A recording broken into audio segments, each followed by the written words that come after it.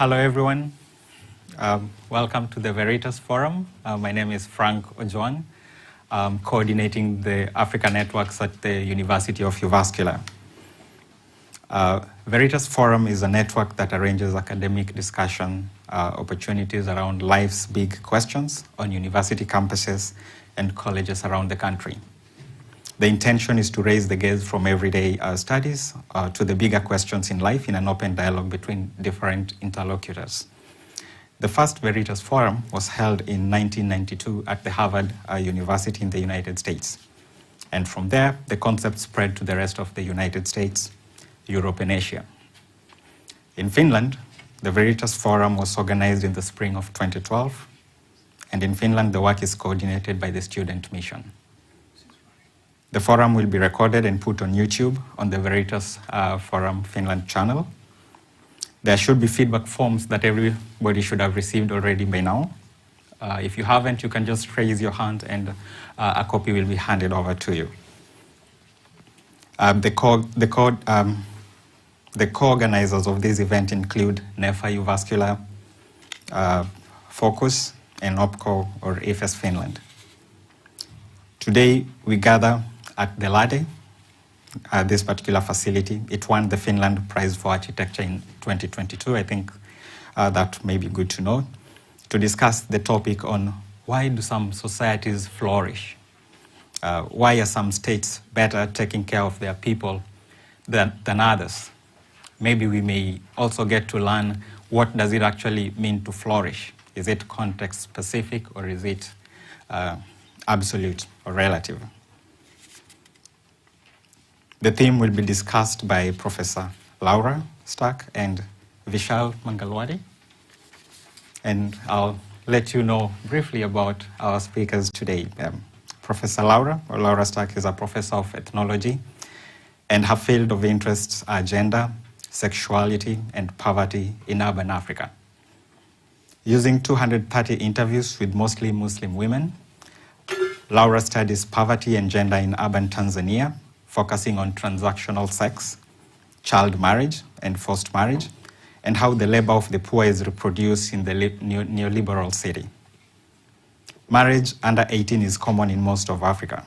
Many girls themselves want to marry young. Why? Social, economic, and cultural pressures together provide an explanation to this phenomenon. I think to get to know more about Laura's work, you can look her up and get to access some of her very good publications.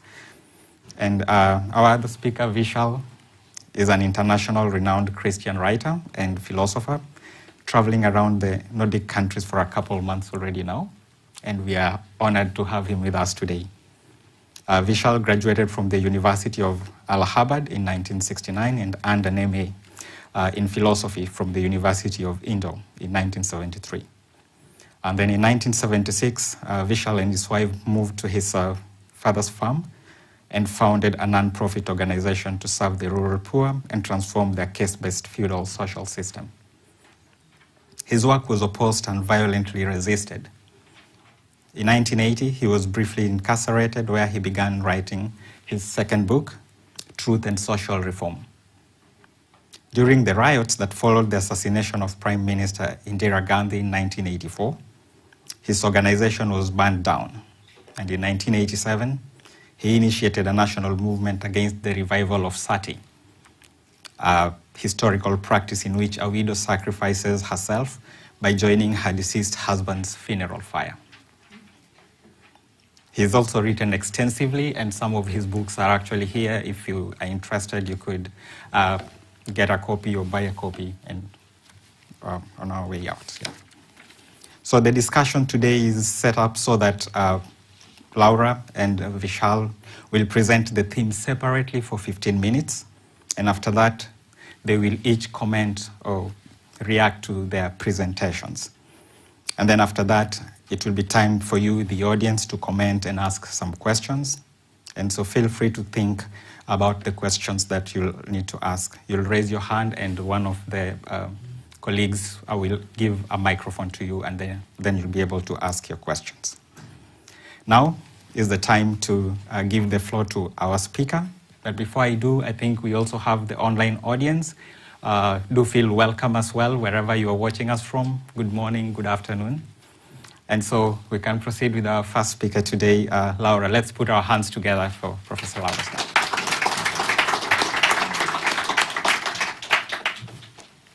So I'll be standing today due to health problems, but don't worry about it. And okay, so do we have the slides in the back? Yeah, I'll just wait for them.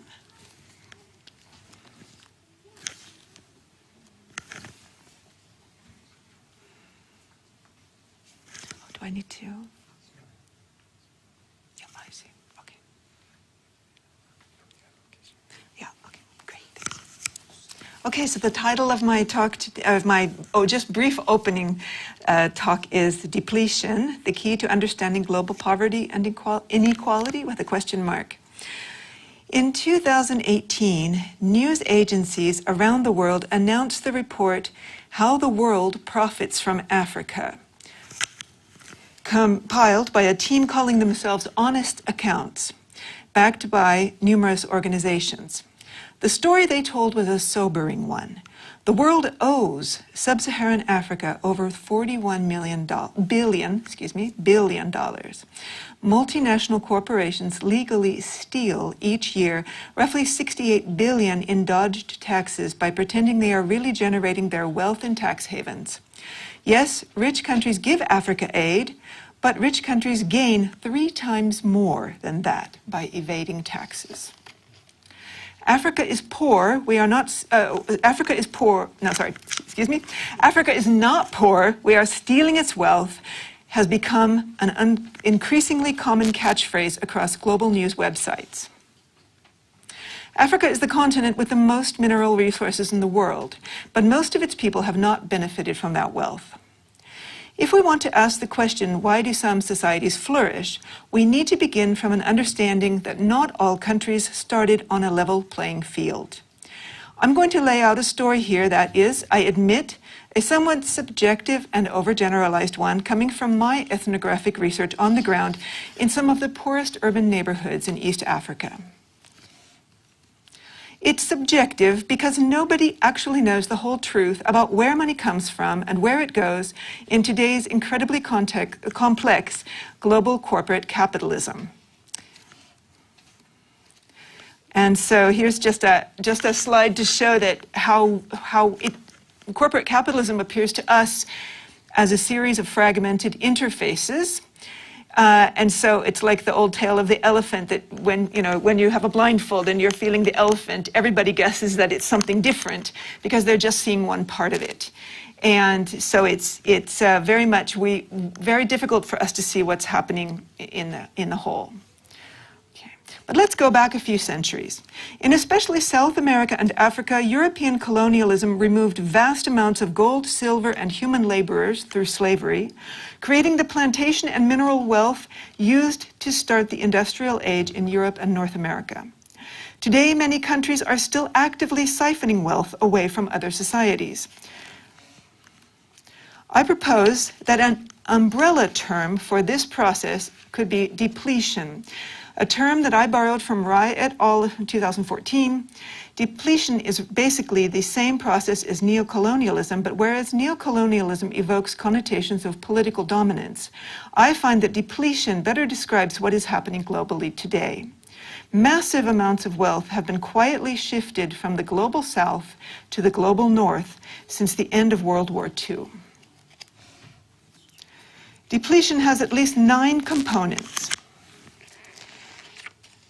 Economic restructuring, which we'll talk about in a moment, unequal exchange, which I'll define in a moment, high interest charged on poor countries' national debt, mineral and forestry extraction, land grabbing, often by corporations, that expel small-scale farmers from their land, cash cropping, overfishing, and especially tax evasion by multinational corporations. Unequal exchange, which was one of these components, very simply put, means that some economies are required to produce raw products that are cheap, such as lumber, palm oil, cotton, and coffee. But these countries are not able to process these raw materials so as to increase their value. These countries have frequently been forced to sell these raw materials at rock-bottom prices because many other countries have been forced to sell the same materials at the same time, so of course the price goes down. What forces these countries to do this? We'll get to that in a moment. Because these countries then import processed goods from places like Europe and North America that are more expensive than the goods they export, these poorer countries have trade deficits. Economist Andrea Ricci, in his book Value and Unequal Exchange in International Trade, The Geography of Global Capitalist Exploitation, argues that poorer nations thus donate resources to enrich the affluent nations. Obviously, the situation's causes are complex. Also, within societies, certain groups deplete other groups. All of these power dynamics are forms of structural violence. It can be argued that aid money from wealthy countries was never meant to solve poverty. Started at the end of the Second World War, aid was a way for the US, Great Britain, and France to keep or gain political allies against communism. Aid money serves to keep receiving countries dependent on wealthy countries and thus politically allied to them.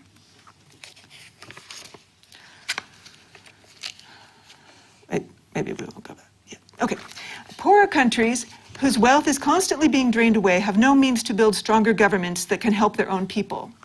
But what of corruption? Browsing through English-language chat groups and internet sites by and for residents in wealthy countries, government corruption in Africa seems to be the most common explanation offered for Africa's poverty. Yet I wonder if there's a different way to look at the situation. Governments in much of sub-Saharan Africa know there is no way to win the global political game as it is currently being played and dominated by wealthier countries. So these officials in poorer countries use their positions as part of the state to run businesses instead of actually governing. Yes, they may keep their profits safe in Swiss or offshore bank accounts rather than reinvesting them in their own countries because they know such a reinvestment would likely just be depleted in any case by wealthy countries at some point in the near future. Not all of their profits, however, that they get from bribes given by foreign corporations or that they get from running businesses when they have the sort of the monopoly on the business, not all of this profit ends up in their own pockets. Many politicians, this is in sub-Saharan Africa, many politicians, doctors, and teachers who receive salaries do ask for small and large bribes from fellow citizens, but they usually funnel this money down to dozens of poor family members, paying for nieces and nephews' school fees and aunts and uncles' hospital visits. Persons with access to money flows in poorer countries are expected to channel a lot of their wealth informally down to their own networks of relatives and kin. So it's a different logic of distribution than what we are used to. So why are some states better at taking care of their people than others? Scholars have argued that we need to look at which states in the global order are allowed to have sovereignty. That is, which nations have the authority and power to make their own decisions. We live in a post-Bretton Woods world order. The 1944 Bretton Woods Conference, otherwise known as the United Nations Monetary and Financial Conference, was organized in the United States toward the end of the Second World War.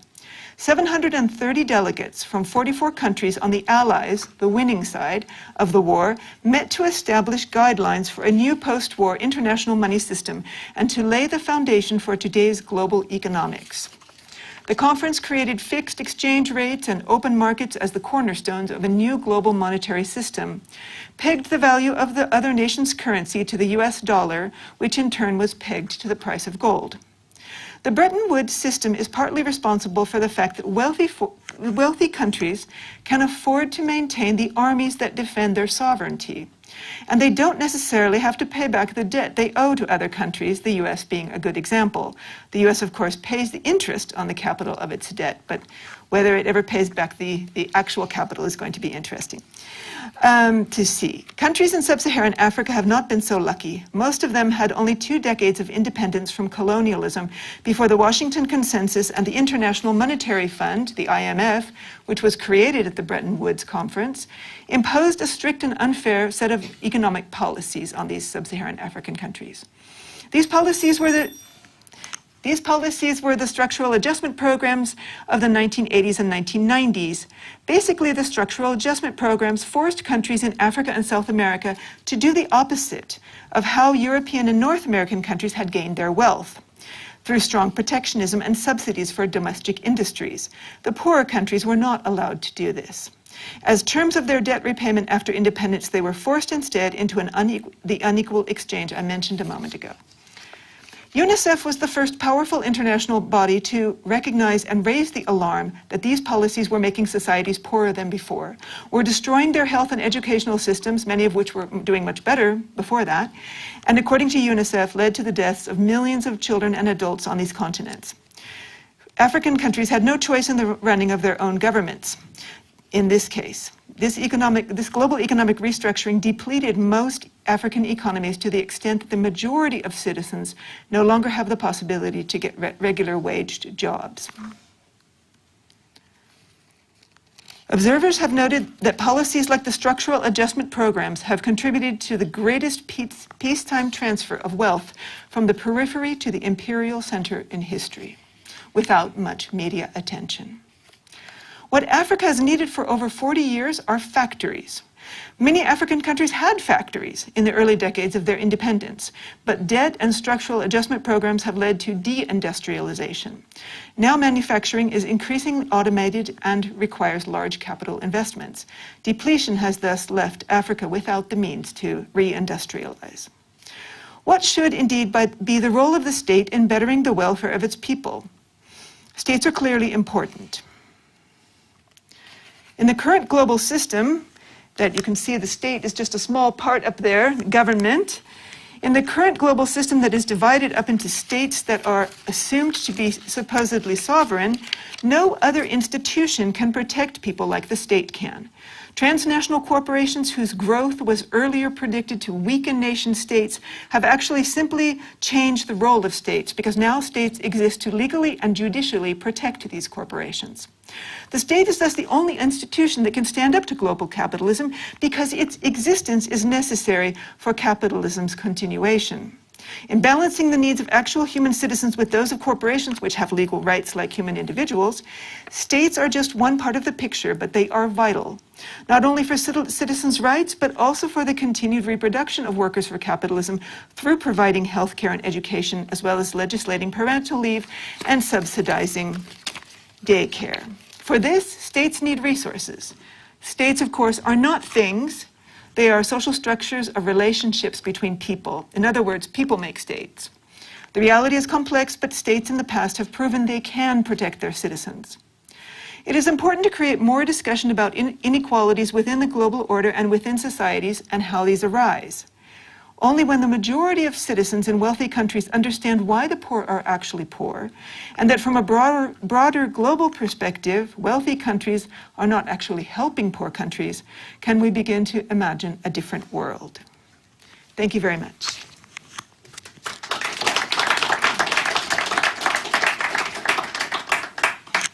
Thank you very much, Laura. And then we can have our next speaker, Vishal. Welcome to the stage. Let's put our hands together for Vishal, please. Thank you, Professor Stark, and thank you, Frank. Thank you for coming. We've had a compact academic presentation. If I may begin very simply by looking at two farmers. These are small peasants, farmers in India. Let's say both have 1 hectare of plot with a little well in the middle. Both decide, because the agricultural department is encouraging them, to plant papayas in that 1 hectare, and both plant 100 papaya plants. So they have a level playing field. Both have the same amount of land, both have a well to irrigate, and both have 100 papaya plants. Now, suppose some are looking good when they are young, and some plants are not looking good. One of them believes that all plants are equal, and he decides to give same protection, fertilizers, manure, water to each of those 100 papaya plants. And particularly the plants which are not looking good, he invests more intense care in them, protecting them from insects, from birds, from animals, from weather. The other farmer also looks that some plants are better than the others, and he believes that the 15 or so plants which are looking really good, they are high caste. And the 85% which are not looking very good, they are low caste. So he said, I'm not going to pay attention to these low caste. I'm not going to give water or waste my fertilizers, manure, protection, effort on those 85%. Well, which of the two farmers will flourish? Obviously the one who believes that all plants are equal, and those who are most in need get maximum attention and care. This explains the problem with a society such as India. It's very easy in the academic world to blame colonialism, neo-colonialism for the exploitation of the farmers. But the fact is that if a nation, if a people believe that 15% of the population is high caste and they should be educated, they should be given the best education, all the attention should be bestowed upon them, they are going to be poorer. The one who is paying maximum attention to the downtrodden, the weak, they are going to be the prosperous. And we do have some people here from Tamil Nadu, a state which has had very little national political power, which has become the best state in India, because this state, which has a lot of corruption, has stood up against the belief system that some castes are superior than other castes. My point that belief matters, not just institutions matter. This is what Max Weber, one of the fathers of modern sociology, was discovering. His father was a Lutheran, his mother was a Calvinist. He would spend one vacation with his father's side of the family, another vacation with the mother's side of the family, and as he's growing up, he began to notice that the mother's side of the family, not just the immediate family, but the whole Calvinist community was doing better than the Lutheran community, and the Lutherans were doing better than the Roman Catholics in Europe, and the Roman Catholics were doing better than the Orthodox, and the Orthodox back then, 100 years ago, were doing better than the Muslims and Hindus. A lot of information from India, economic information, was coming through the British East India Company, etc. And he began to believe that religious ideas make a difference. Belief matters. Values matter. Now, at this time, the Marxist materialistic perspective was developing in the academic institutions in the West, which believed, no, ideas, philosophies, faith, values, ethics, these are effects of economic relationships. Matter is primary, so Karl Marx, the Marxist worldview, that matter is primary reality. There is no God, there is no spirit, there is no truth. Material relationships, economic determinism, material relationships affect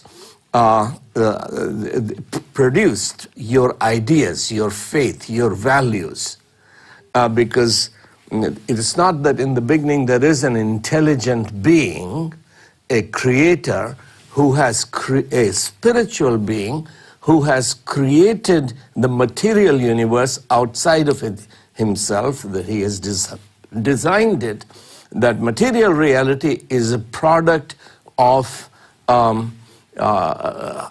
spiritual reality. But Marx reversed it, and most of the academic world in the West has found it convenient to believe that, yes, of course, God is irrelevant. Philosophy, religious, philosophical ideas are irrelevant. Let's look at the economic relationships which determine the outcome, whether a people will flourish or a people will be held, exploited, held in poverty. So the choice really before us is this Max Weber's perspective, which for 70, 80 years the Western universities had ignored, suppressed, condemned, that ideas, values, beliefs, they matter. They produce. Look at North Korea and South Korea today. One nation which believes in freedom is flourishing with $51,000 per capita income. The other one, which does not believe in the freedom and dignity of every individual, has anywhere from 900 to maximum 1,500 per capita PPT, per person capital. The fact is that believing that individuals have inalienable or fundamental God-given rights to life, liberty, pursuit of happiness, including property, if neocolonialism is exploiting individuals and people, who does this wealth belong to? People or the state? Should the state or multinationals or international governments, such as the United States, should they be looting individuals? So there are two issues: sovereignty of the nation and sovereignty of the individual. The accusation is the Marxist outlook actually believes that individuals should not be looted. But we must respect the property rights. What people create, they should own, they should be able to pass it on to their offspring. So what you inherit is yours, and you cannot be deprived of what is yours unjustly without the due process of law. So your wealth should belong to you. What you create or what you inherit is an inalienable right, because there is a command: you shall not steal. If this is God's command, then kings do not have, the state does not have the right to collectivize everybody's farm in Russia. That no, state will own the property, state will create the wealth, and you used to own this property, now you will become a laborer on this property because the land will belong to the state. So does the state have the right to take what is owned by, what I inherited from my fathers and grandfathers, which they built up the farm and the irrigation system and the farmhouse, etc. Is the command, you shall not steal, binding upon the state because my fundamental right or inalienable right to property or ownership of that comes from God? Or is it a gift from the state? Are my rights given to me by the state? What are these rights which we see are being violated? So One is the individual rights of everyone, that you have a right to life, you have a right to freedom, so you cannot be unjustly arrested and thrown in some island to work in the mines or work on the railway line, etc. Because if you do not want to do that, do you have a right to refuse that, no, I cannot be conscripted for a war because I have an inalienable right to freedom because by virtue of the fact that I'm made in God's image. So this concept of fundamental equality of everyone, fundamental rights which cannot be violated by the state, and then the international situation, which was the focus of Professor Stark's presentation. Does every state have a sovereignty? The fact is that in most of European history, starting with Alexander the Great, Europe did not believe in national sovereignty. The Greek city-states, Greece was never a nation. It was city-states. Alexander organized them into an empire and started building the Greek empire. When it disintegrated, the Roman Empire took off, and then you had the Spanish and the Portuguese and the English and French and Russian and Swedish and Norwegians or Danish, and you were a victim, as we were a victim of British colonialism. You were a colony of Russia and Sweden, etc. Every group, empire in Europe wanted imperialism. What challenged this? So if sometimes America is working as an imperial power and not respecting the sovereignty and the rights of the nation, where does this idea that every nation should be sovereign and its sovereignty should be respected, including in the economic sphere, where do these ideas come from?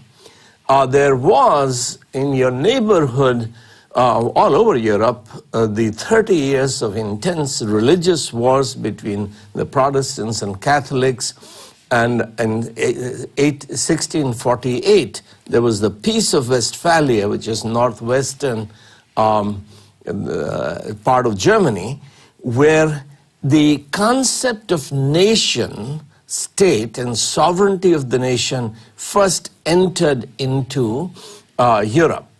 Netherlands, which was a Spanish colony, and the Dutch revolted against this colonialism, and then the Swiss Confederacy, two of them became the first sovereign nations in Europe, and then the idea of national sovereignty increased.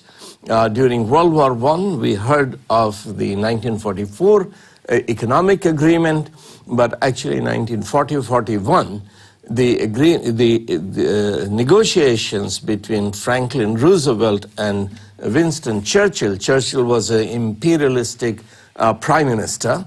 He believed in the validity and sanctity of British Empire, and but he knew that Churchill knew that he's losing to Hitler, he's losing to Germany, and he cannot win except with support from the USA.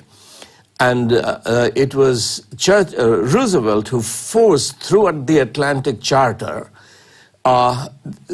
forced Churchill that, look, there is no difference between you and Hitler. Hitler has started capturing other nations, coveting other nations a few years ago. You have been ruling over 2/3 of the world, or 1/3 of the world for 150 years or so. If we help you defeat Germany, what will happen? Will you colonize Germany? So this principle that after World War II, nobody will colonize anyone, all the colonies, including in Africa, will be given sovereignty even if they don't understand that sovereignty doesn't mean dictatorship of the president. Sovereignty of the nation, nation-state exists to support and defend the rights of the individual, because it is the individual who is made in God's image and endowed with inalienable rights to life, liberty, pursuit of happiness, etc. So these philosophical ideas which have been revealed to us, they are the ones that explain the difference between poverty and prosperity. I will pick up the themes after hearing the response. Thank you. Thank you. Thank you.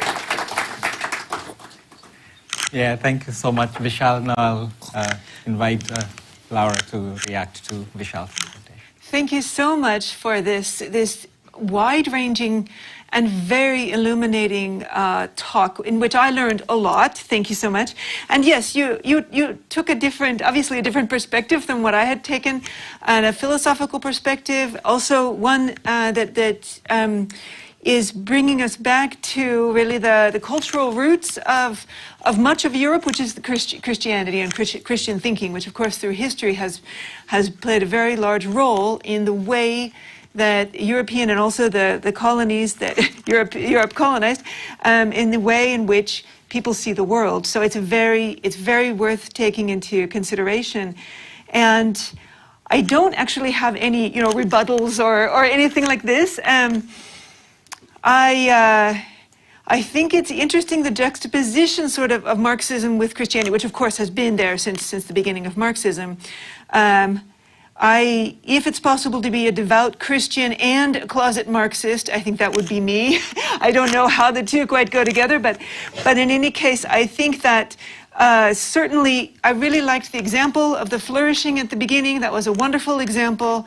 And I think that the interesting thing is that I think that most organizations and states, many people are coming around to this idea that if we want to have, and people have been saying for decades, if you want to have a flourishing country, you really have to help everyone, and those who need more help, you've got to help them more. And this of course has been going against the grain of neoliberalism, in which the idea is that capitalism should just accumulate more and make profits, and this and this. So and global capitalism, of course. So it's so I think that it's very important to, exactly as you did, you brought us back to the question of what do we really want out of society and out of our relationship, the individual's relationship with the state, and what is a state, and what should a state be, and what should a state do. So I thank you for that, because I think you've really brought us to the core of these questions today. Thank you. Thank you so much. Thank you. I'm really honored that my publisher is here with us.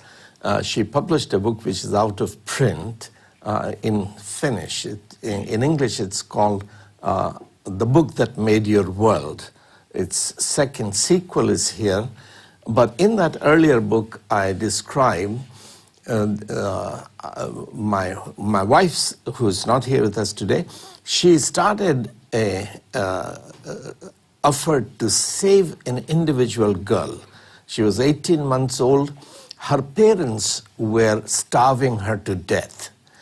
And my wife didn't believe that any parent could kill their child. So she invested 2-3 months, a lot of effort, and I had to get involved in attempting to save that girl. We took her to the hospital, kept her there for 3 weeks, kept her in our home, and then the mother took the girl, etc. Long story which I can't go into. When Ruth started giving money for the milk for the girl went back to starvation, of actually physically dying. And we found that the mother was giving the milk to the boys. We were paying for the milk for the girl. The mother was paying, giving the milk to the boys. So this is a major problem. 20, 25 years ago, this is no longer true. 5 million people in Finland were producing same amount of goods and services that 120 million Arabic-speaking people were producing if you leave the oil out. So the United Nations appointed a commission to study the backwardness of the Arabic-speaking countries, including North Africa, that what's going on. And the panel was completely Arabic-speaking Muslim scholars. The chairperson was Dr. Rima Khalaf, the Minister of Education from Jordan. After years of study of what's holding these nations backward, poor, they published their bombshell report, and one of the points was suppression of women that is causing. They had many other problems. One of the points they made was that in 1,000 years, these 120 million people from 20 or so Arabic-speaking nations, in 1,000 years, they have translated and published the same number of books which Spanish-speaking world publishes every year. So intellectually, these people were kept backward. The true wealth of the nation is not in the minerals, in the oil, the gold, the silver, what is precious, more precious than rubies and diamonds, is in the hearts and minds of every individual. So my wife and I got involved to save this girl because her parents were killing her. They thought she's a liability. They already have an older daughter who can cook, clean, look after the sibling, the boys. They don't need a second daughter who is a liability. We believe that this second daughter is valuable. She could actually bring the whole family out of poverty. She can bring the whole village, the whole state out of poverty if we invest in her. The true wealth of a nation is in the heart and mind of people. Not every society. One reason Finland has flourished as it has is because you have people like Maria who take my book and translate. They don't do that in the Arab-speaking world. So you are this discussion and debate where the ideas are free to be debated, accepted or rejected or modified. This intellectual process which opens up the minds of the people is very important. Thank you so much. And I think you can remain standing sure. Because very soon we'll be inviting questions from the audience. But maybe my own reflections also just sure. Listening to the academic perspective as well as the very philosophical perspective is there's quite this shifting of goalposts when we are in pursuit of flourishing or whatever that may be. And that is making the societies that are in a state of being or that are not flourishing yet to have an endless pursuit for an elusive socioeconomic and political breakthrough that can create an impact at scale. And what I mean by that is I get the sense that whatever we are setting out to pursue in order to then transform and reform societies to start flourishing keeps shifting.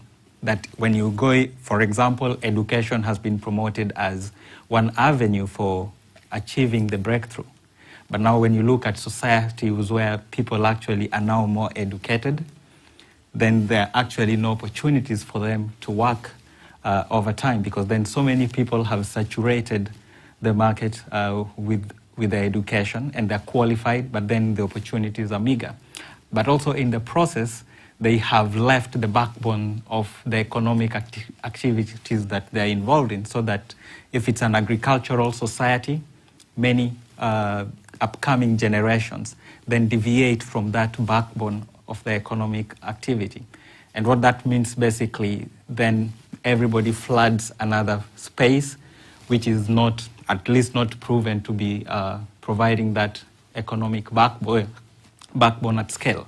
And that creates this whole cycle of then many people struggling in a smaller space for meager resources and leaving an opportunity that might actually be existing had the investment been that let's strengthen the strengths, the economic strengths that we have, so that if agriculture is the strength of a particular society, they could invest in churning out through the education system better or advanced farmers that have better yields and that could export those yields.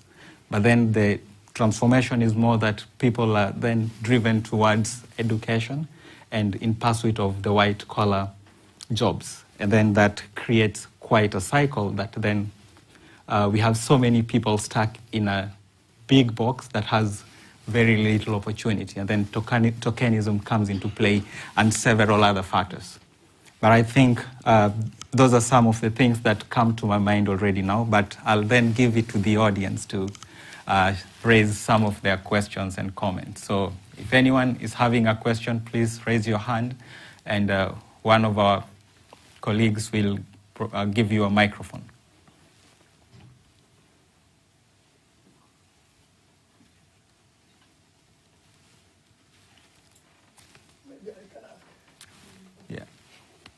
Thank you very much for the presentation.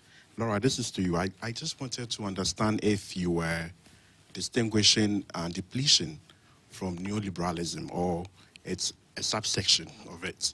Because then if you look at neoliberalism as a political thing, but depletion being maybe an economic thing, they work together.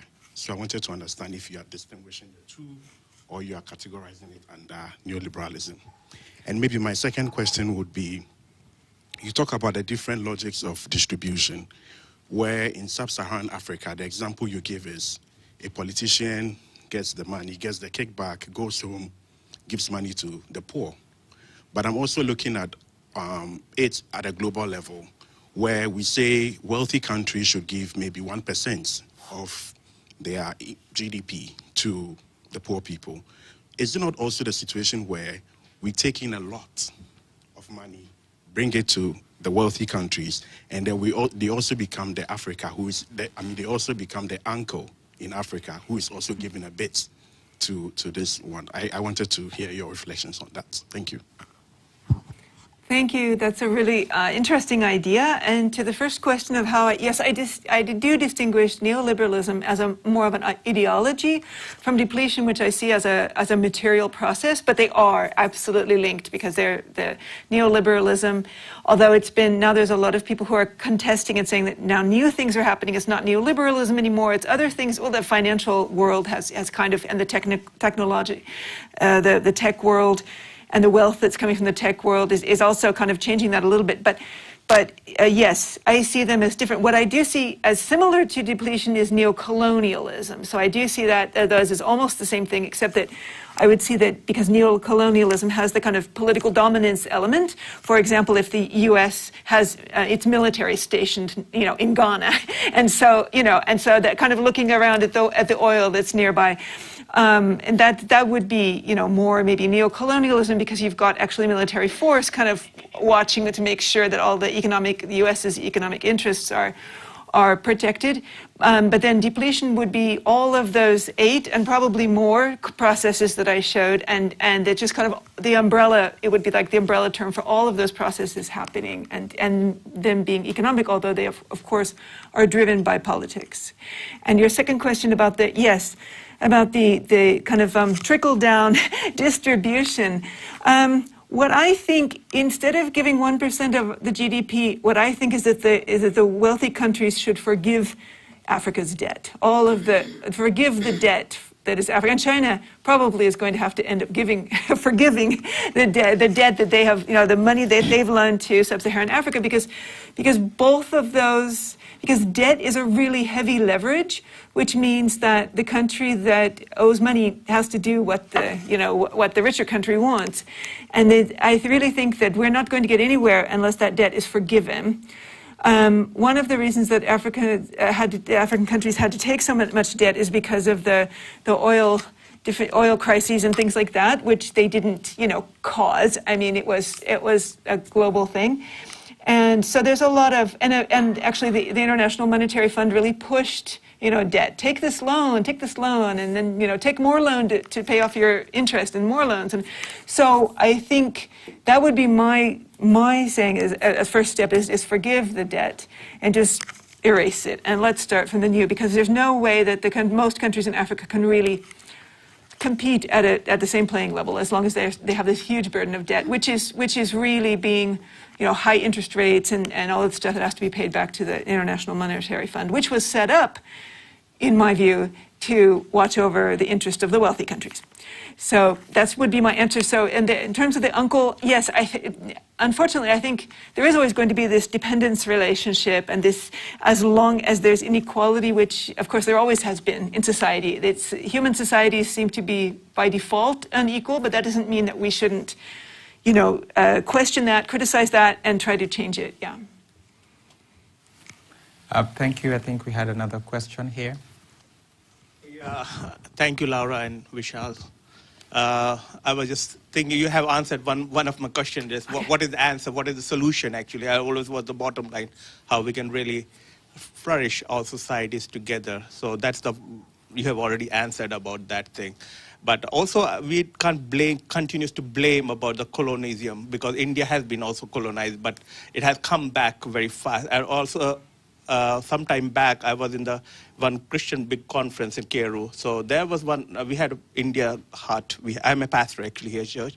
So this man he's a British man, came to me and he said, forgive us, we did wrong to your country. I said, but you guys also gave us so good, actually. We have all the structures, a lot of schools, hospitals, education system. What we got it also from the Britishers also. So it's not only the one side of the coin. We have to see a broader picture. So I'm not only always blame the history that was the black. I think we have to come up out of that and start looking the new and take.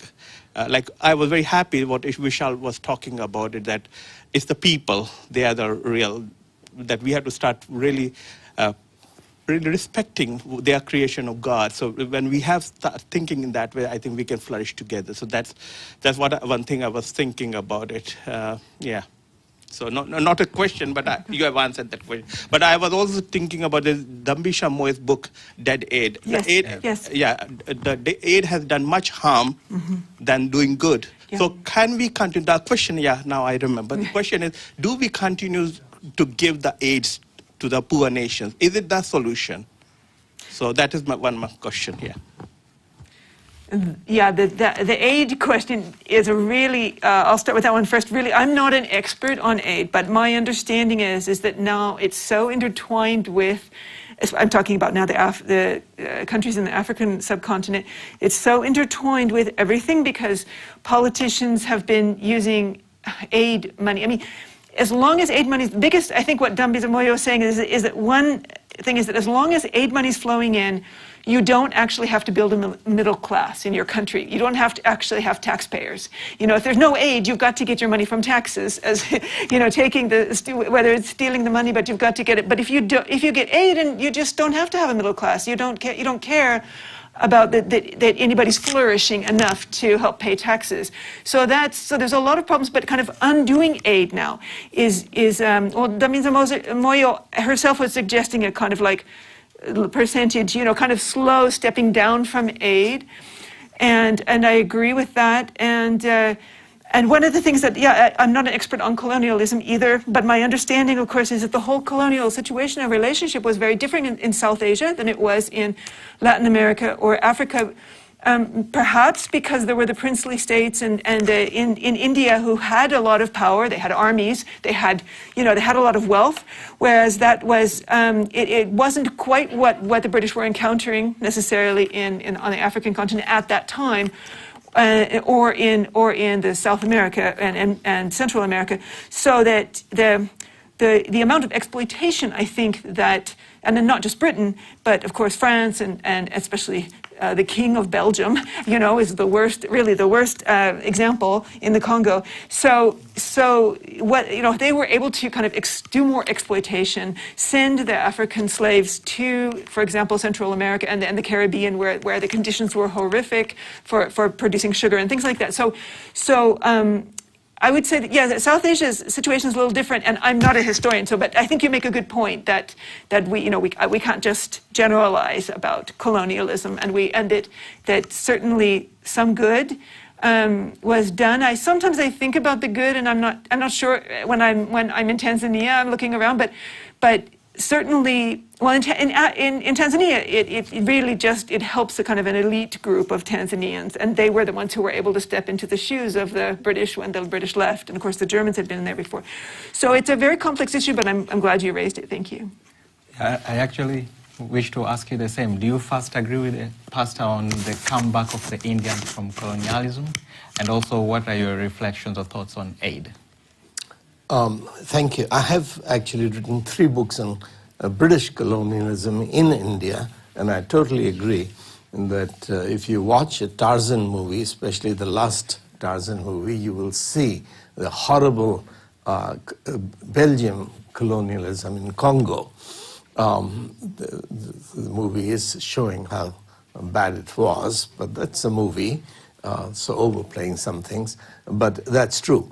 The important point, whether the aid should continue or not continue, to help people understand why Finland developed the way it developed. That's the aid, to give the secret of your success. When you give the fruit of your success, money, that's the fruit of your success. You're not giving the secret of your success.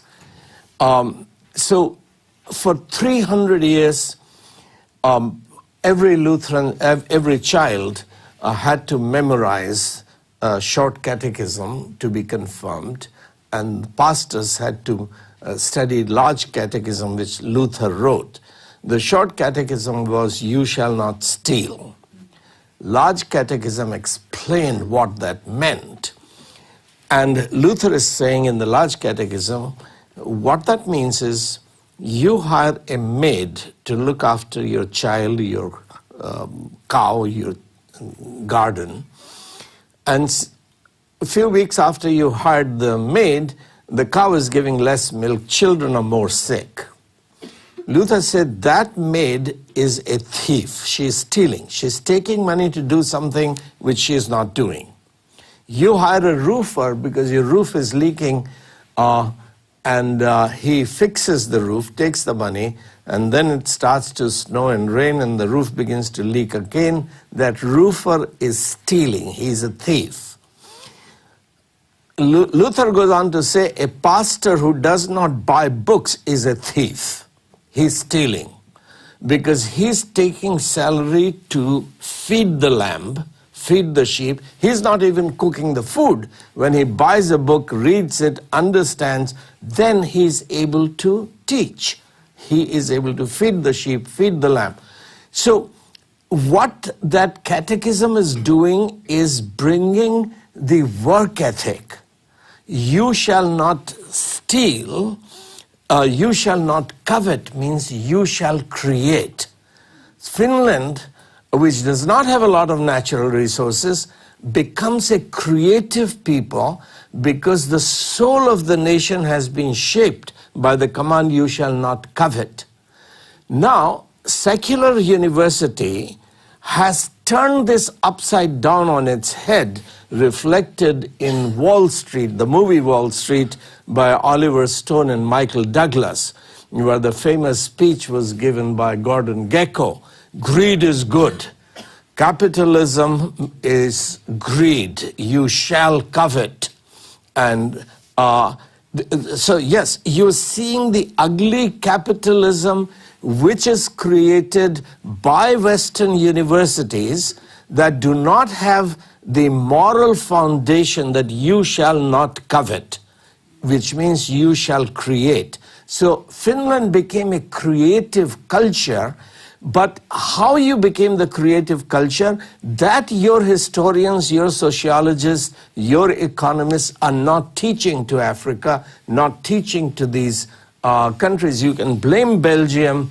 Yes, they were horrible. You can blame the British, but the real blame is on Western universities, which are not teaching, for philosophical reasons, they're not teaching what exactly made Finland a creative, productive nation. So when you look, I've just been to Norway and Sweden. Scandinavians were terrorists 1,000 years ago.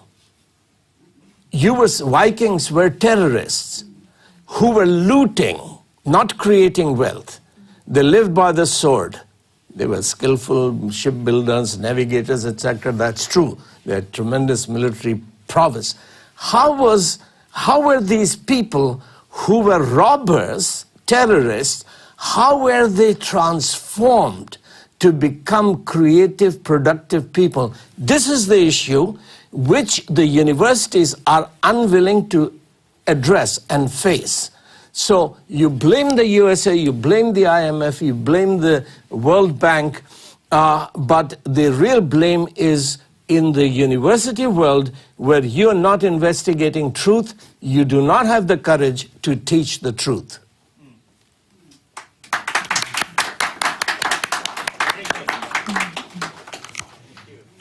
Any other question?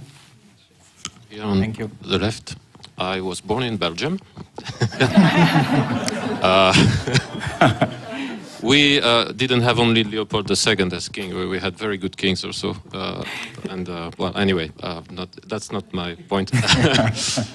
You actually began to answer what I was wanted to ask by this opposing this capitalism versus Marxism.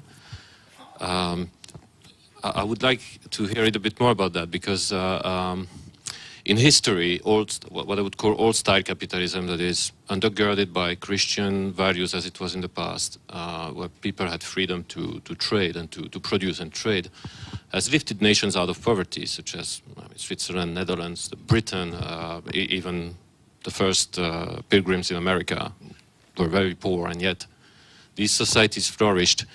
And then on the other hand, we have now more than 100 years of historical records on the impact of Marxism, which have not produced the wealth and just societies as Marxism was promising. And we have currently the example of Venezuela, which is collapsing in spite of having actually the total opposite of Finland, that is enormous resources, naturally speaking. So yeah, I would like just to hear you comment on that.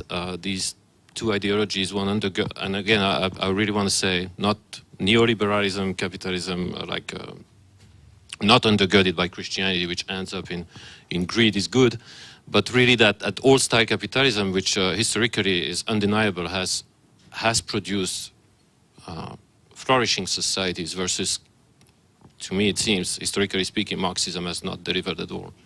So if both of you, but you've already commented, so I'm not sure it's going to be much more to say. But anyway, maybe just launching the ball there. You can start, Laura, and then. Thank you for that insightful comment. And I'm not an expert on Marxism. What I'd like to say first is that actually I start to see a connection between all the threads that we're talking about. So when I talk about depletion, the other side of depletion is that greed is good because somebody's depleting and they're taking their resources for themselves because they're greedy. And that is the opposite of creativity, of creation. So I think that's really, I think that it kind of ties what we're saying together. Absolutely, I agree that Marxism has not turned out to be a very good ideology to base your state on, because, and then it turns out it's always captured by the elite, it seems to be, and the elites are, and it could be, as you mentioned with Venezuela's resources, one thing that Finland might have had going for it was it did not have the resource curse that we see. For example, this idea came, I think, out of countries in the African continent. Those that have oil, those that have gold, they are, everybody wants their oil and gold. And so then there's more violence, and there's more U.S. building military bases there, and there are a lot more, and the people don't get the wealth. But when there's not a lot of wealth, Finland did have, they were very lucky to have in 1860, 1870s, the lumber boom, so that suddenly the wood was needed for shipbuilding. And what was really useful, I really like how you described the Finnish history, and what I think also, because I've studied Finnish history in the 1860s and 70s especially, what was really useful, the lumber boom, is that you didn't have a bunch of just elite owning the trees and the land. Finnish farmers owned their own trees. They owned their own land with the trees, and so they could sell the trees for their own profit. And that was the money in the 1870s that allowed, for the first time, Finnish-speaking farmers to send their sons to school, because they hadn't had the money before. The schools had been mostly Swedish-speaking. The very first Finnish-speaking school, if I remember, was in 1857, if I'm not mistaken. But in any case, you know, to actually let your children learn in their own native language, which 90% of the inhabitants of Finland were Finnish-speaking. But Sweden was ruling at that time. So that lumber boom enabled the education of the first, you know, kind of educated class of ordinary Finns who spoke Finnish. And so there was resources helped in that sense, but it wasn't this ongoing. Lots of countries had trees, so it wasn't something like gold or diamonds that, you know, that the other countries were just, you know, lusting for. So that's, yes, thank you. I just wanted to make those connections to your comment. Thank you so much.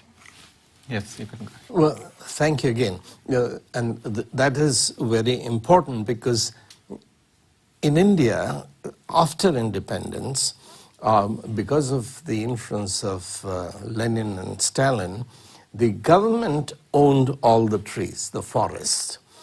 And therefore, cutting timber was a forestry department, and if they are supposed to cut 10% a year, they were cutting 20%. You just have to bribe the ministers and sell the other 10% in the black. So there is tremendous deforestation, tremendous corruption with the timber, and that money, it's very good if the bribery money is trickling down to the poor relatives. But in India, the accusation was that the civil servants, politicians, have trillions of dollars in Swiss banks.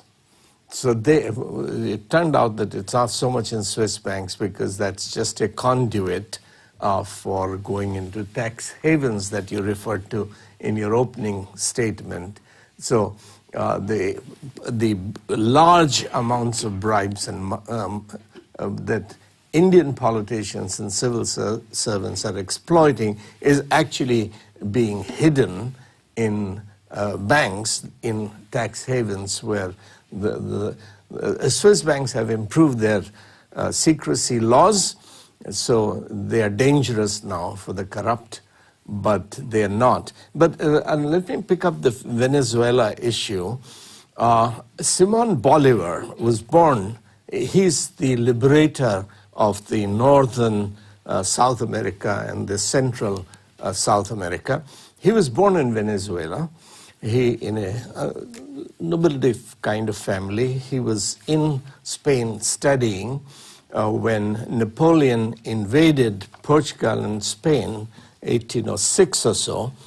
He realized that since Napoleon will now be, which is France, will now keep the energies of the Spanish Empire engaged for a while, that South America, Venezuela, can revolt against Spanish Empire.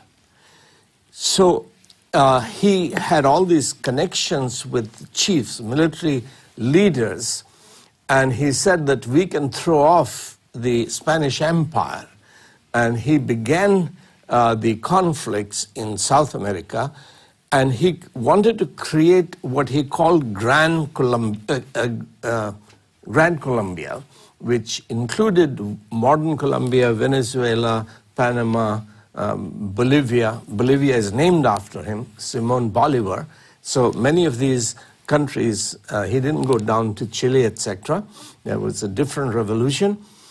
Now, on these military campaigns, and in some ways he was a greater military leader than Napoleon. And we yet to have a movie on him in English so that we can see. There are lots of documentaries on him. He traveled with 3 books. He realized that if Gran Colombia, South America, Spanish-speaking South America, has to be transformed, overthrowing the Spanish is one problem. What ideas will govern? So he traveled with Adam Smith's book, The Wealth of the Nations, Voltaire's essays, and Montesquieu's book, The Spirit of the Laws. And this is what he was propagating, the spirit of the laws. But whole of South America has continued to live with spirit of lawlessness. He was championing Adam Smith economic theory. He is deemed to be the father of modern capitalism, Wealth of the Nations. But the spirit of poverty continues in spite of the fact of the enormous resources of Venezuela, which are not being looted by European powers or North American powers, but they're destroying their own resources. So there is a very good case that American boots, Osama bin Laden hated American boots, that why are you there on our holy land controlling our oil? But the fact is that Arab oil was discovered by the British. Americans began to refine it, sell it. Americans are there, yes, their presence, their military is keeping the corrupt sheikhs in power. But if the American boots were not there, American military was not there to secure the flow of that oil, even you will not have sufficient oil. And Osama bin Laden and Ibrahim Baghdadi, they will burn those oil wells in an attempt to kill the sheikhs. So it's simplistic to blame neo-colonialism that the American soldiers and armies are protecting these oils. The fact is that the capitalism which Adam Smith described in Wealth of the Nations, he was systematizing and secularizing, because by his time, it was published in 1776, by his time, the philosophy of common sense had taken hold of Scottish Enlightenment. Adam Smith was Scottish, and Thomas Reid was Scottish philosopher who had taught common sense. And they thought that common sense could create a capitalistic success. Whereas 100 years before Adam Smith, John Lilburn had expounded the Gospels, that it was Jesus who taught that you have 5 talents, you turn these 5 talents into 10 talents, you are a good steward, that's true spirituality, God will bless you with leadership of 10 cities. To take seed, multiply that seed 30-fold, 60-fold, 100-fold. These are parables of Jesus, which John Lilburn, the tract who used to write tract, he had expounded this. This is the teaching that had made the Reformed nations, Protestant, including Lutheran, Protestant nations productive and creative. To turn your 5 talents into 10 talents is true spirituality. To create wealth is good. It's true spirituality. So Adam Smith was only looking at what the Bible had already done in transforming the economy, including of Scandinavian countries, that don't go out to loot, you create, you multiply, because this is what God wants you. You are His image, He's the creator, you are a creative being, create your own culture, don't covet your neighbor's culture. So Venezuela's problem and Colombia's problem and whole of the Spanish-speaking South America's problem is that they tried to build their independent nations And on French Enlightenment, Voltaire, in his essays, is studying what made England superior to France. He was French, he had to be in exile, he's in Britain, he's studying why is Britain succeeding while France is failing. But and he studies Methodist revival, Anglicanism, etc. But the universities, because of their faith in rationalism, faith in empiricism, faith in common sense, they have not looked at the spiritual values that European Enlightenment, French Enlightenment tried to hijack. Equality, fraternity, liberty. These were all values that had come from the Bible, but the European Enlightenment, French Enlightenment in particular, tried to cut off these great values from their roots, which were in the Bible. Why should anybody be free? Why should anybody have right to property? If I'm strong, why can't I take his property? What makes a woman equal to man? These are philosophical issues, and the fact is that the ideas that transformed the West came from the Bible, which the universities have been undermining. So Western civilization is now a beautiful bouquet of flowers, where flowers have been cut off from their roots, and these flowers are withering. And that's what happened to Spanish South America and Portuguese South America and Brazil, that they looked at the Enlightenment thinkers, and none of those great ideas of equality, fraternity, liberty, they didn't work in French Revolution. Within 6 years, French Revolution became a reign of terror, ended up with the dictatorship of Napoleon Bonaparte. That's what has happened to the most of South America. Wow. Thank you. Yeah, so now we're about starting to wrap up, maybe in the next 10-15 minutes, but I'll still take a burning question. Yes, please, let's have the microphone over here. Okay, you can go ahead and then we'll take this as well. Yeah. Thank you. I'm asking for a friend. So let's make a thought play a little bit. This is a question for both of you. Between Europe and Africa, there are food tariffs. What would happen if we removed those food tariffs?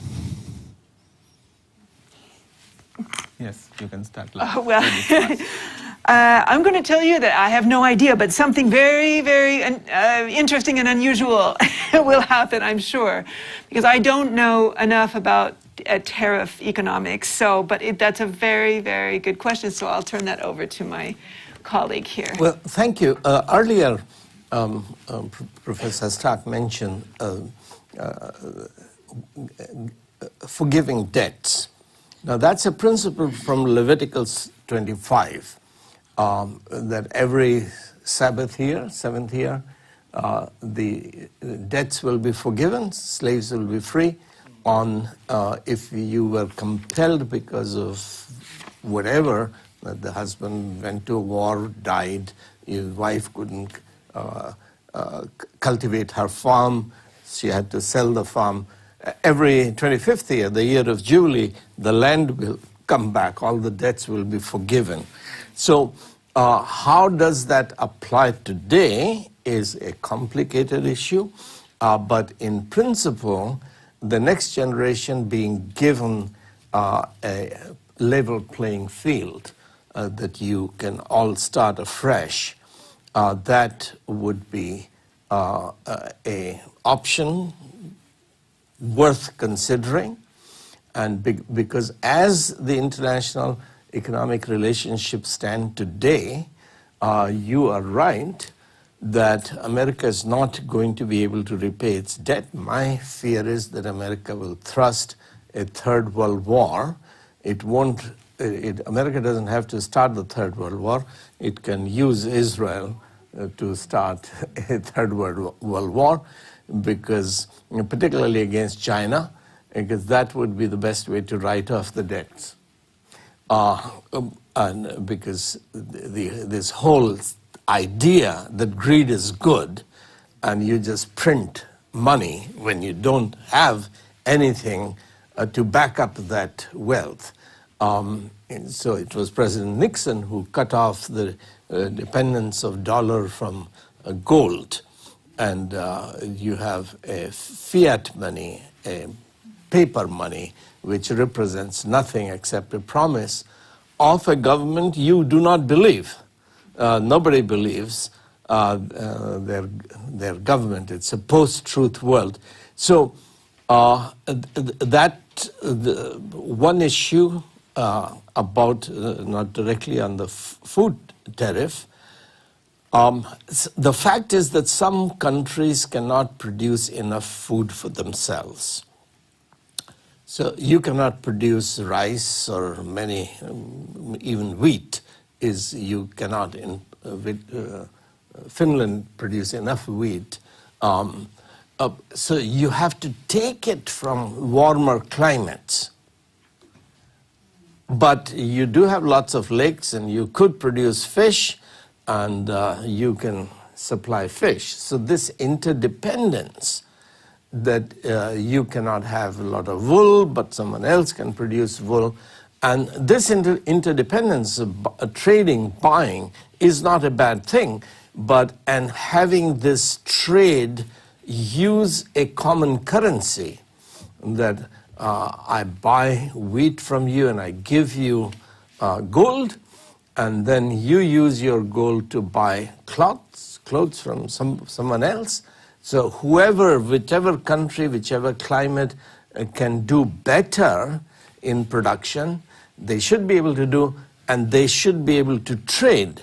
This was an important point of debates between Roosevelt and Churchill, because what Roosevelt was saying is that, look, if we help you defeat Germany and we help you defeat Japan, and you colonize Germany and Japan, then you control all the trade routes, all the world. We want to buy some silk from India. We have to buy it through you because India is your colony. We have to pay you. You get money for doing nothing except having political military power, which you acquired with our help.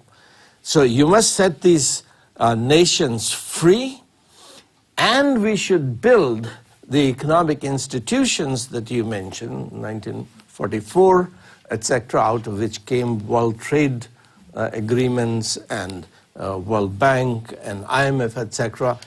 These institutions were products of that idea that Britain should not be controlling global economy through colonialism. All the nations should be set free. Now, problem was that some nations, such as India, had highly trained civil servants and educated politicians. Many of the countries did not have, they did not understand what is freedom. They did not understand what's a nation. They did not believe in human rights. So colonies were given authority, independence, power, whereas they did not have the leaders to use that freedom to build their own countries. So that's where a lot of the effort has to go, to teach people what is a nation, how do you build a nation, what kind of laws do you need, and in that context to be able to fight against America, against Russia, against China in these world forums is legitimate, because this is true that many of them are now driven not by altruism but by greed, and much of the aid is given in their own self-interest. That is true. But the power of pen to be able to write, but you're not opposing their greed and permitting the greed of your own leaders. You have to develop the media, the freedom of the press, to be able to hold your own leader accountable as much as World Bank and IMF and United States and UN accountable. So the food tariff, it's understandable if somebody is able to sell you very cheap wheat and you decide that no, we do not want to be totally dependent on other nations. Our wheat is more expensive, but we do want to support our own farmers. Therefore, we will tax the wheat which is coming from outside, so that it can still come, but our farmers should be able to compete with other farmers. So I can see some of the nations which are very cold climate, Japan or other nations, protecting some of their own farmers and productivity, because to be completely vulnerable and dependent upon other nations in a fallen world could be a bigger problem. So yes, if you let the free food come freely, you destroy your own agriculture, horticulture, and then trouble comes and you are in big trouble. So we have to, each case has to be individually studied. That's why Parliament exists, that's why scholarship exists, that we do a detailed research, and the university researchers advise the government, Parliament, to make wise decisions about each item. And the balance of prudence and self-interest and altruism, these balances have to be maintained. Thank you, and we can take the final question from here. Yes, hi. My name is Ulrich Schneeweiß. I'm from Germany, so neighbor to Belgium, amongst the best of looting Africa. If we were to take Africa seriously again now, and if you were both called to the Ministry of Finland tomorrow to Helsinki to consult the new government on what measures should we take to help Africa, because clearly neither Belgium nor Germany seem to be able to have the right answers right now. That's, at least I can't observe any right answers. What would you recommend then to your government? And if I understood you at the beginning correctly, then you are a Christian with an economic idea of a stronger state. So would you recommend the state to help Africa? Would you recommend the church to go and help Africa? And what would be those recommendations that you would be giving them? Since we live in a representative democracy, I mean, democracy to some extent, all of us have lived, not all of you, but many of us. So the first thing that I would recommend is that there is more media, we create more media awareness amongst citizens of what we might think is really happening. Now, none of us can actually know what is really happening, but our best guess about this, based on what we're looking at, I mean, research and everything. So I would say first to make the citizens more aware of the fact that aid can be problematic, that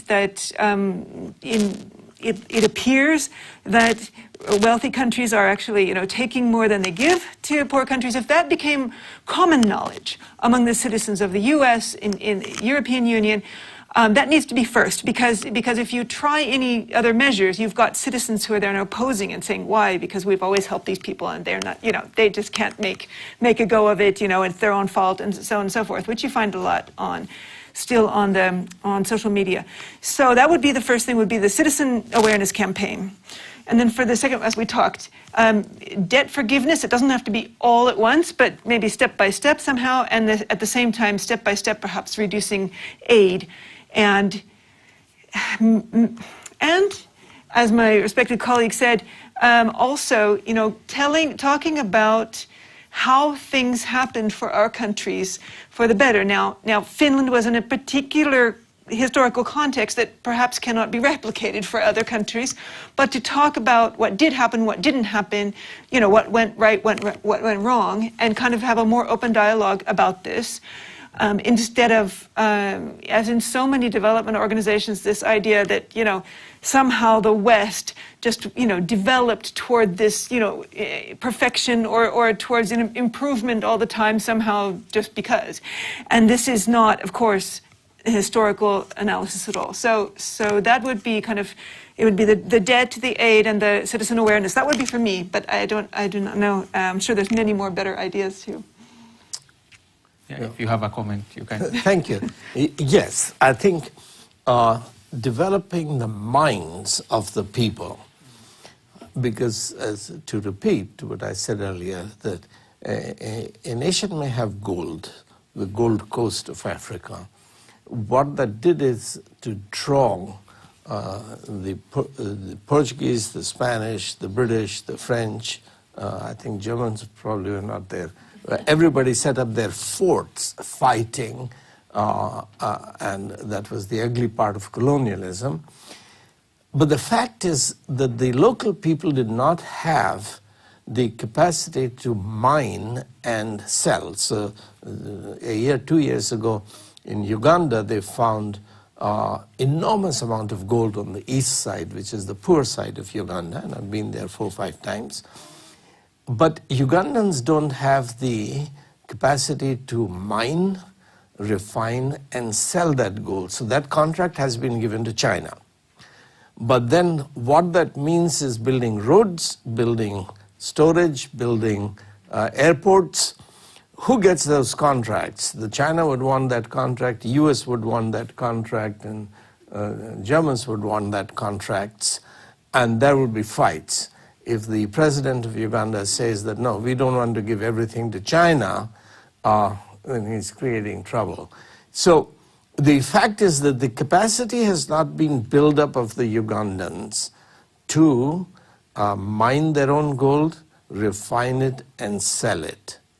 Uganda happens to have a strong president right now, and strong military, but there are parts of Africa where there is tremendous amount of diamonds, but those diamonds turn all the politicians into militias.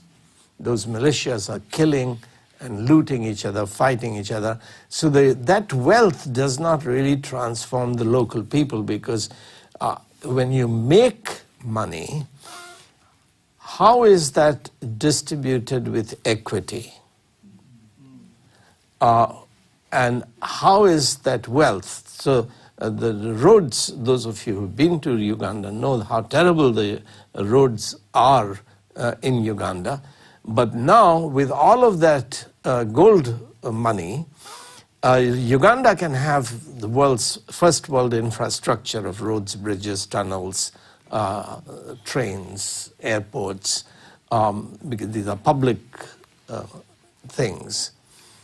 But ultimately, the resources have to go into developing the minds, the character. So what secularization of education has done is separated, reduced education to information and skills. Education must be truth, wisdom, virtue, character. But the state taking over education, state has become incapable. Many of these world bodies, the global bodies that we accused, what they're doing is using their aid power to enforce their ideological beliefs. Some of them are so learned, like the justices of the Supreme Court, they cannot define what a woman is. You don't know what gender is. If you don't know what is a woman, what is gender, you can't know what is love, what is marriage, what is family. You destroying your own families. Your women do not want to marry the boys they love, and they don't want to have children, you have destroyed your own moral foundations for family, and you insist that we want to present, our aid will come if you accept our blindness. We don't know how to define a woman, and you must not define a woman, and etc. The gender confusion today. So the West is intellectually lost, but it still has the best universities, best educational system. It can teach research, it can teach information, it can teach skills, how to make very good robots. It cannot teach how to be a good child, how to be respect your parents, how to be a good lover, how to be a good husband or a wife and a good parent. Those things you have lost, but this is the thing that is needed in countries such as India and Africa, it's the father, it's the mother who is imparting wisdom, life skills to children and strengthening that, imparting wisdom. So reintegrating education with truth and character, veritas and virtue. So that's why I'm very grateful that Veritas Forum has invited us, because the university in the West has given up veritas, or truth.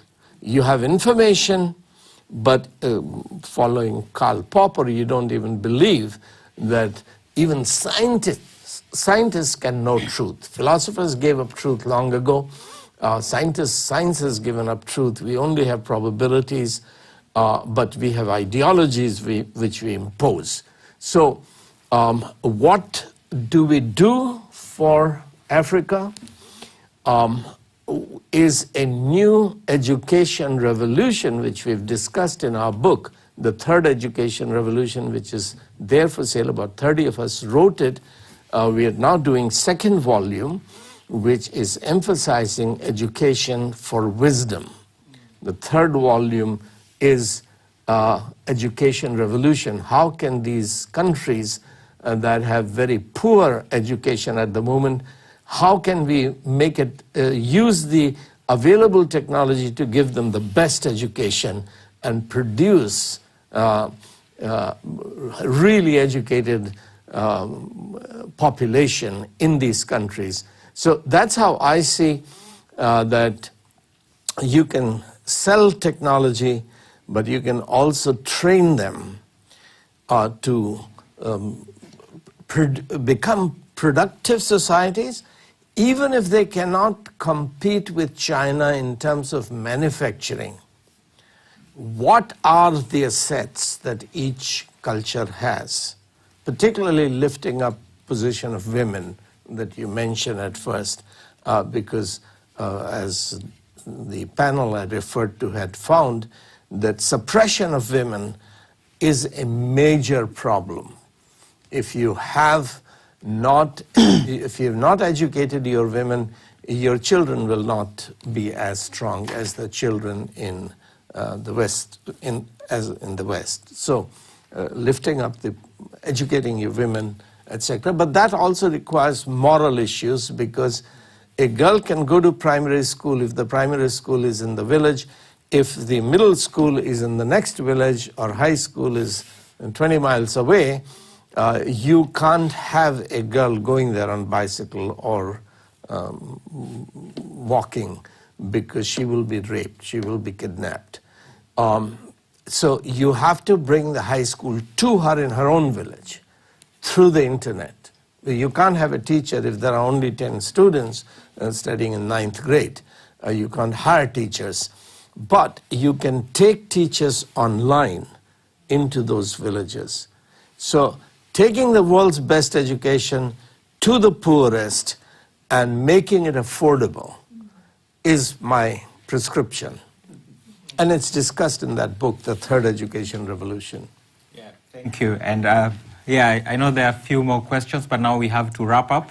I'll just give 2 minutes to each of our speakers to give their closing remarks and share with us what they would wish that the audience remember from this conversation today. We can start with you, Laura. Thank you, Frank.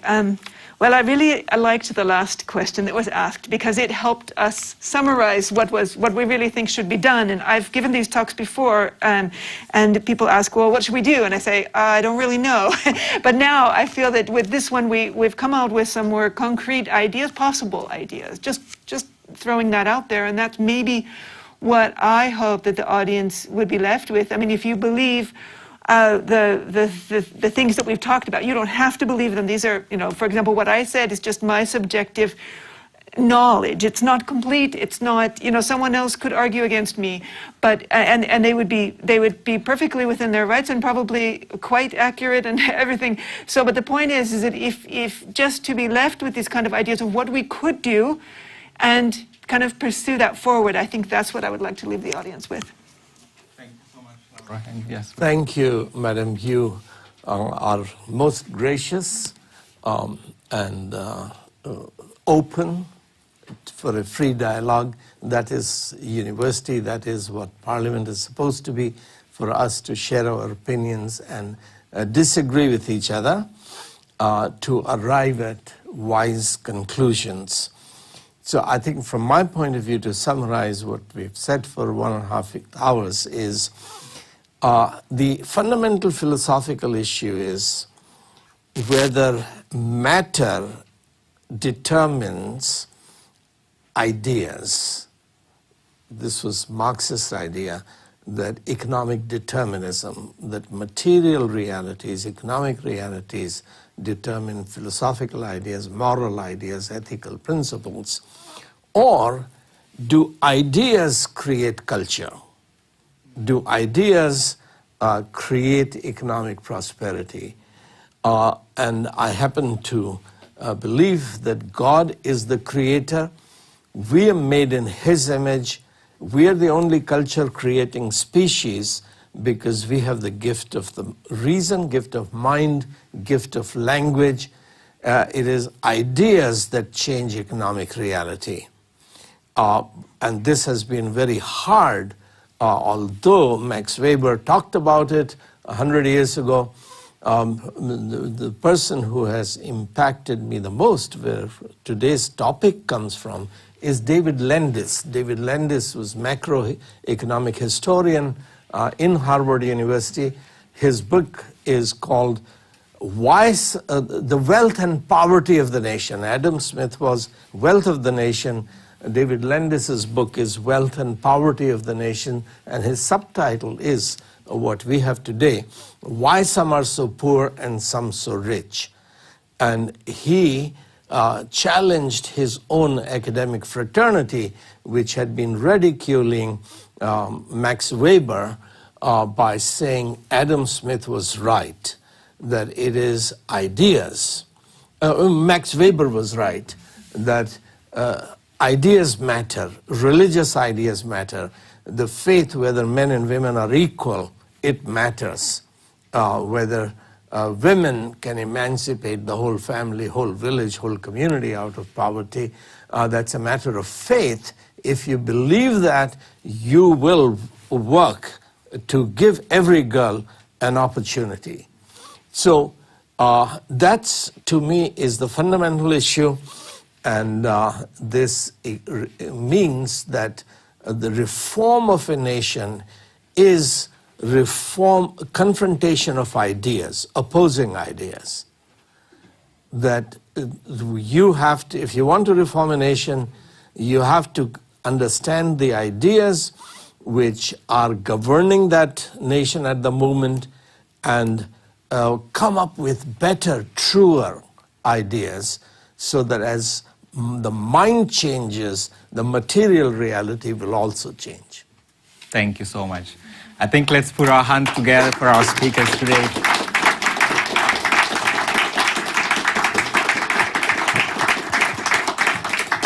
Yeah, thank you everyone for participating today.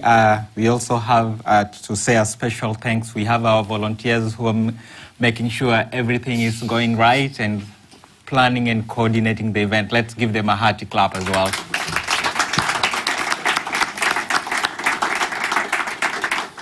And also to the co-organizers, we have NEFA Jyväskylä, we have Focus, and we also have OPCO Rifes. I think we can also give them a hearty clap for being very helpful.